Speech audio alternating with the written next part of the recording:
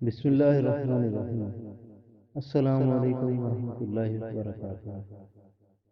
حضرت ابو ذر رضی اللہ تعالیٰ عنہ فرماتے ہیں کہ ایک مرتبہ نبی اکرم صلی اللہ علیہ وآلہ وسلم سردی کے موسم میں باہر تشریف لائے اور پتے درختوں پر سے گر رہے تھے۔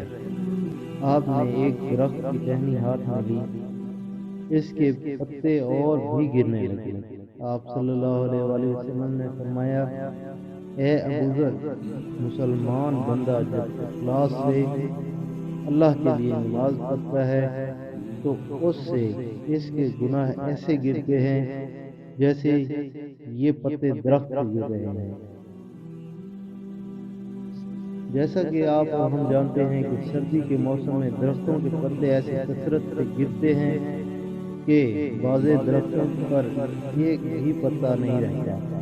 نبی اکرم صلی اللہ علیہ وآلہ وسلم کا پاک ارشاد ہے کہ اخلاص سے نماز پڑھنے کا اثر یہی ہے کہ اس کے سارے گناہ معاف ہو جاتے ہیں، ایک بھی نہیں رہتا مگر ایک قابل لحاظ ہے۔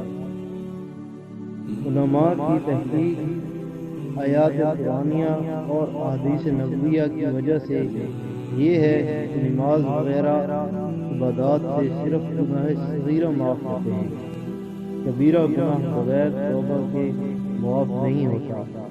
اس لیے نماز کے ساتھ توبہ و استغفار کا اہتمام بھی کرنا چاہیے، اس سے غافل نہ ہونا چاہیے۔ البتہ حق تعالیٰ شانہ اپنے فضل سے کسی کے گناہ کبیرہ بھی معاف فرما دے تو وہ دوسری بات ہے۔